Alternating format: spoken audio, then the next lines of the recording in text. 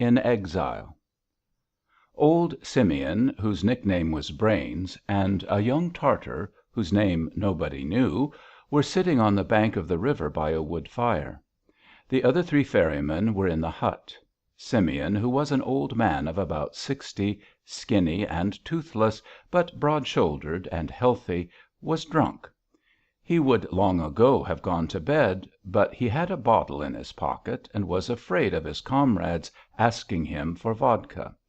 The Tartar was ill and miserable, and pulling his rags about him, he went on talking about the good things in the province of Simbirsk, and what a beautiful and clever wife he had left at home.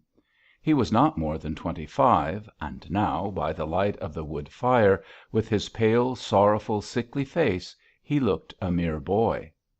"Of course, it is not a paradise here," said Brains. "You see, water, the bare bushes by the river, clay everywhere, nothing else. It is long past Easter, and there is still ice on the water, and this morning there was snow." "Bad, bad," said the Tartar, with a frightened look. A few yards away flowed the dark, cold river, muttering, dashing against the holes in the clayey banks as it tore along to the distant sea. By the bank they were sitting on loomed a great barge, which the ferrymen call a karbass. Far away and away, flashing out, flaring up, were fires crawling like snakes, last year's grass being burned. And behind the water again was darkness. Little banks of ice could be heard knocking against the barge. It was very damp and cold. The Tartar glanced at the sky. There were as many stars as at home, and the darkness was the same, but something was missing. At home in the Simbirsk province the stars and the skies were altogether different. "Bad, bad," he repeated. "You will get used to it," said Brains, with a laugh.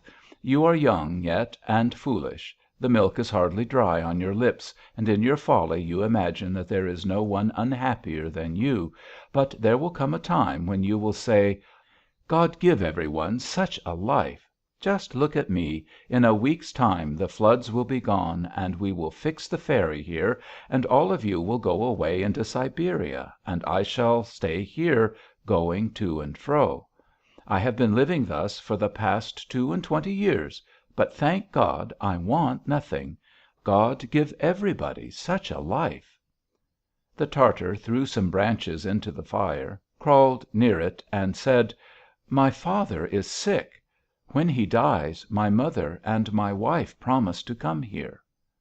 "What do you want your mother and your wife for?" asked Brains. "Just foolishness, my friend. It's the devil tempting you, plague take him. Don't listen to the evil one. Don't give way to him. When he talks to you about women, you should answer him sharply: 'I don't want them.'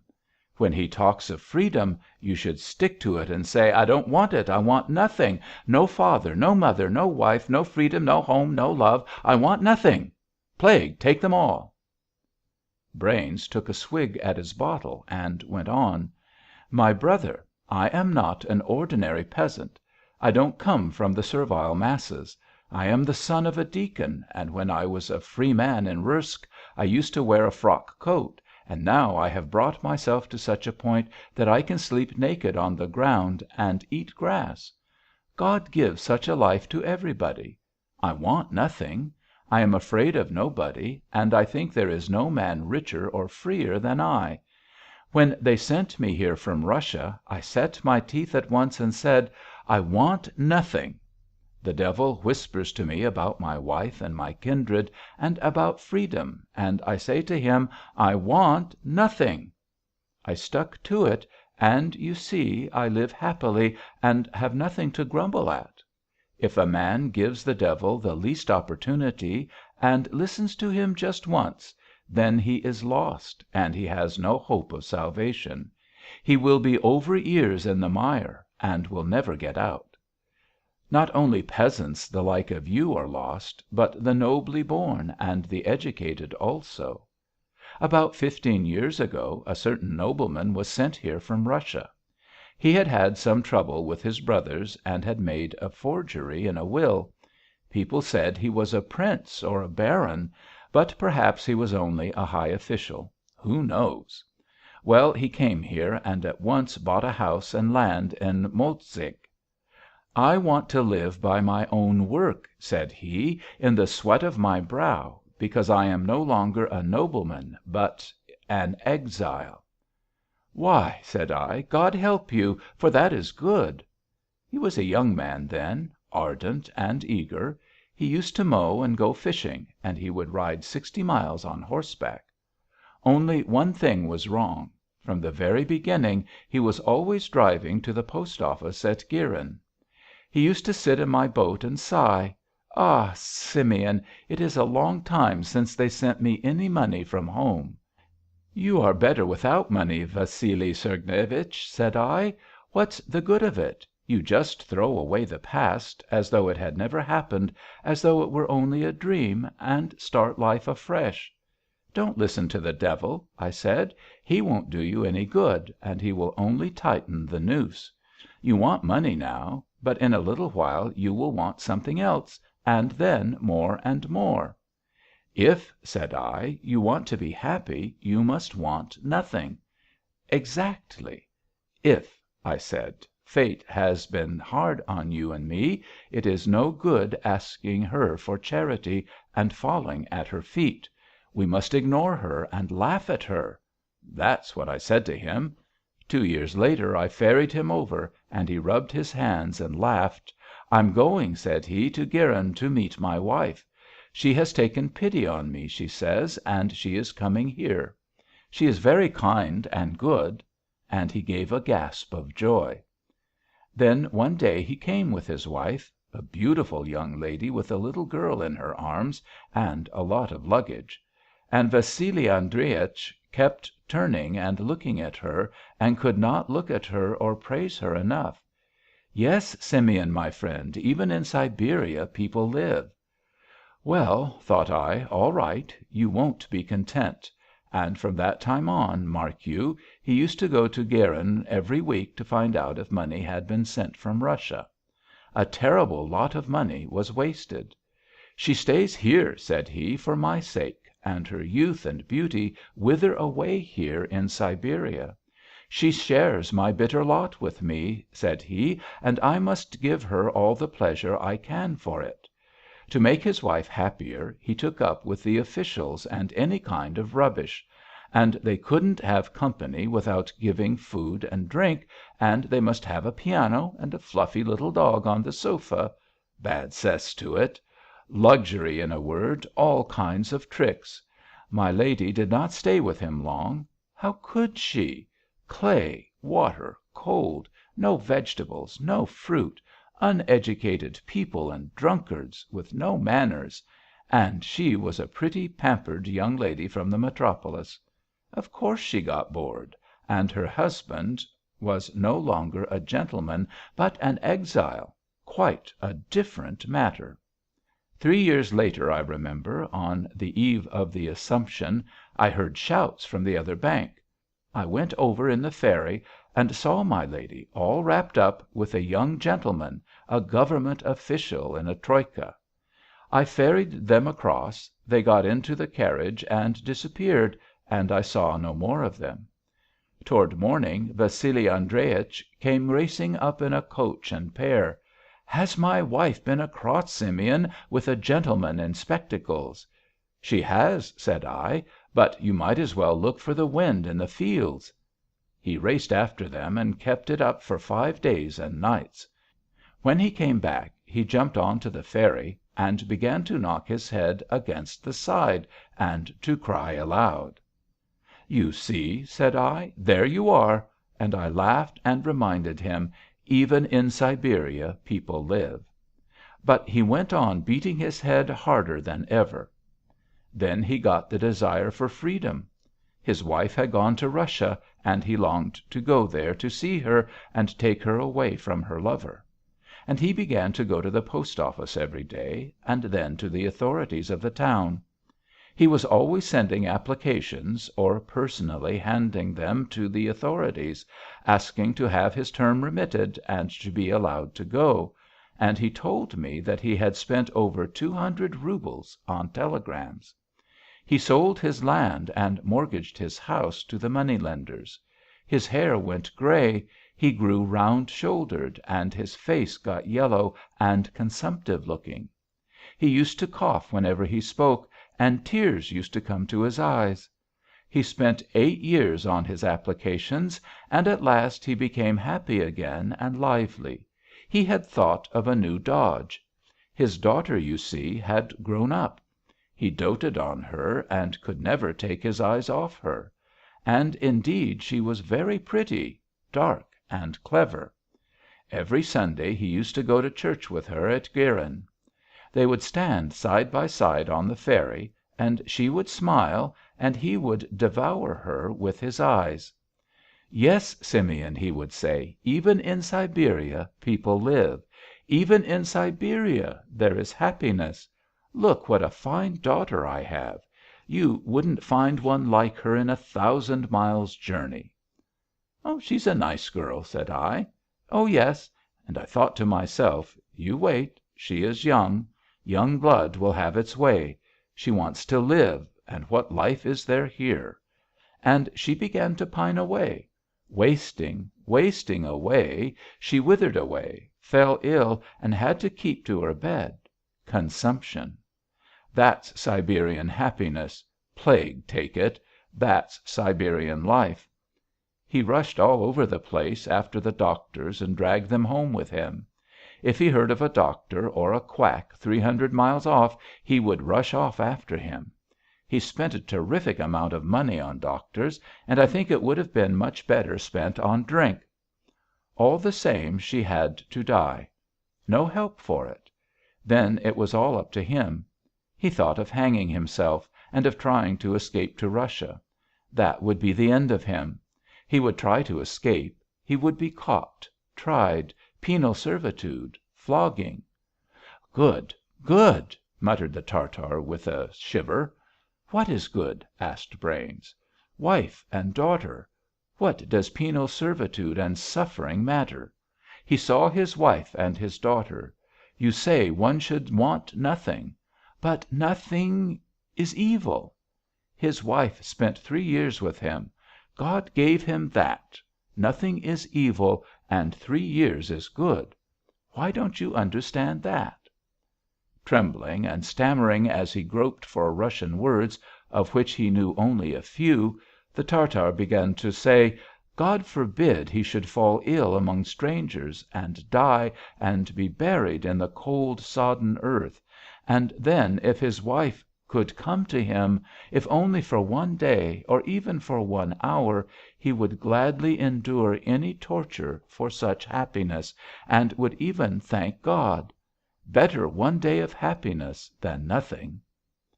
Then once more he said what a beautiful, clever wife he had left at home, and with his head in his hands he began to cry, and assured Simeon that he was innocent, and had been falsely accused. His 2 brothers and his uncle had stolen some horses from a peasant, and beat the old man nearly to death, and the community never looked into the matter at all, and judgment was passed by which all 3 brothers were exiled to Siberia, while his uncle, a rich man, remained at home.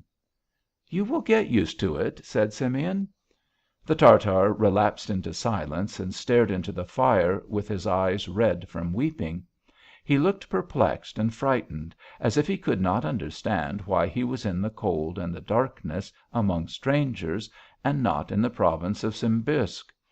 Brains lay down near the fire, smiled at something, and began to say in an undertone: "But what joy she must be to your father," he muttered after a pause. "He loves her, and she is a comfort to him, eh? But, my man, don't tell me. He is a strict, harsh old man, and girls don't want strictness, they want kisses and laughter, scents and pomade. Yes. Ah, what a life!" Simeon swore heavily. "No more vodka. That means bedtime." What, I'm going, my man." Left alone, the Tartar threw more branches on the fire, lay down, and, looking into the blaze, began to think of his native village and of his wife. If she could come, if only for a month, or even a day, and then, if she liked, go back again. Better a month, or even a day, than nothing. But even if his wife kept her promise and came, how could he provide for her? Where was she to live? "If there is nothing to eat, how are we to live?" asked the Tartar aloud. For working at the oars day and night he was paid 2 copecks a day. The passengers gave tips, but the ferryman shared them out and gave nothing to the Tartar, and only laughed at him. And he was poor, cold, hungry, and fearful. With his whole body aching and shivering, he thought it would be good to go into the hut and sleep. But there was nothing to cover himself with, and it was colder there than on the bank. He had nothing to cover himself with there, but he could make up a fire. In a week's time, when the floods had subsided and the ferry would be fixed up, all the ferrymen except Simeon would not be wanted any longer, and the Tartar would have to go from village to village, begging and looking for work. His wife was only 17, beautiful, soft, and shy. Could she go, unveiled, begging through the villages? No, the idea of it was horrible. It was already dawn. The barges, the bushy willows above the water, the swirling flood began to take shape, and up above, in a clayey cliff, a hut thatched with straw, and above that the straggling houses of the village, where the cocks had begun to crow. The ginger-colored clay cliff, the barge, the river, the strange wild people, hunger, cold, illness, perhaps all these things did not really exist. Perhaps, thought the Tartar, it was only a dream. He felt that he must be asleep, and he heard his own snoring. Certainly he was at home in the Simbursk province. He had but to call his wife and she would answer, and his mother was in the next room. But what awful dreams there are! Why, the Tartar smiled and opened his eyes. What river was that? The Volga? It was snowing. "Hi, ferry!" some one shouted on the other bank. "Karbas!" The Tartar woke and went to fetch his mates to row over to the other side. Hurrying into their sheepskins, swearing sleepily in hoarse voices, and shivering from the cold, the 4 men appeared on the bank. After their sleep, the river from which there came a piercing blast seemed to them horrible and disgusting. They stepped slowly into the barge. The Tartar and the 3 ferrymen took the long, broad-bladed oars, which in the dim light looked like a crab's claw, and Simeon flung himself with his belly against the tiller. And on the other side the voice kept on shouting, and a revolver was fired twice, for the man probably thought the ferrymen were asleep or gone to the village inn. "All right, plenty of time," said Brains, in the tone of one who was convinced that there is no need for hurry in this world. And indeed there is no reason for it. The heavy, clumsy barge left the bank and heaved through the willows, and by the willows slowly receding it was possible to tell that the barge was moving. The ferryman plied the oars with a slow, measured stroke. Brains hung over the tiller with his stomach pressed against it and swung from side to side. In the dim light they looked like men sitting on some antediluvian animal with long limbs, swimming out to a cold, dismal, nightmare country. They got clear of the willows and swung out into midstream. The thud of the oars and the splash could be heard on the other bank, and shouts came, "Quicker! Quicker!" After another 10 minutes the barge bumped heavily against the landing stage. "And it is still snowing, snowing all the time," Simeon murmured, wiping the snow off his face. "God knows where it comes from." On the other side a tall, lean old man was waiting in a short fox fur coat and a white astrakhan hat. He was standing some distance from his horses and did not move. He had a stern, concentrated expression, as if he were trying to remember something and were furious with his recalcitrant memory. When Simeon went up to him and took off his hat with a smile, he said: "I'm in a hurry to get to Anastreskia. My daughter is worse again, and they tell me there's a new doctor at Anastreskia." The coach was clamped onto the barge, and they rowed back. All the while as they rowed the man, whom Simeon called Vassily Andreich, stood motionless, pressing his thick lips tight and staring in front of him. When the driver craved leave to smoke in his presence, he answered nothing, as if he did not hear, and Simeon hung over the rudder and looked at him mockingly and said: "Even in Siberia people live. Live." On Brains's face was a triumphant expression, as if he were proving something, as if pleased that things had happened just as he thought they would. The unhappy, helpless look of the man in the fox fur coat seemed to give him great pleasure. "The roads are muddy now, Vassily Andreich," he said, when the horses had been harnessed on the bank. "You'd better wait a couple of weeks until it gets drier. If there were any point in going.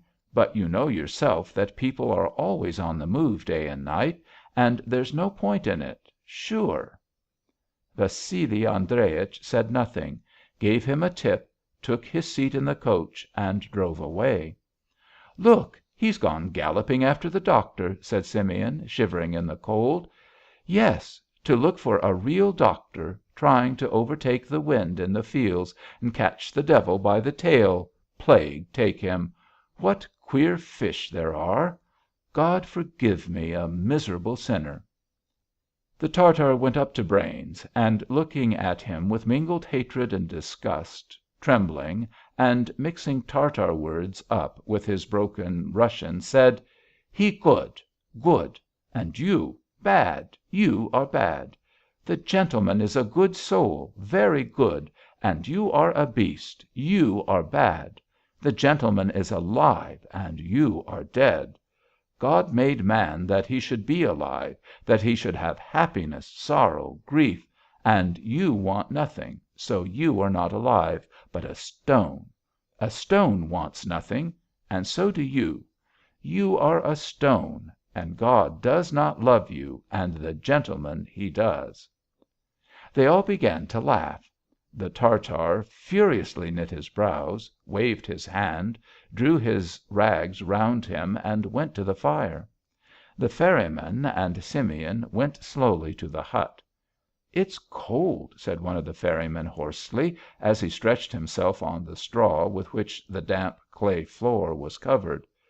"Yes, it's not warm," another agreed. "It's a hard life." All of them lay down. The wind blew the door open. The snow drifted into the hut. Nobody could bring himself to get up and shut the door. It was cold, but they put up with it. "And I am happy," muttered Simeon as he fell asleep. "God gives such a life to everybody." "You certainly are the devil's own. Even the devil don't need to take you." Sounds like the barking of a dog came from outside. "Who is that? Who is there?" "It's the Tartar crying." "Oh, he's a queer fish." "He'll get used to it," said Simeon, and at once he fell asleep. Soon the others slept too, and the door was left open.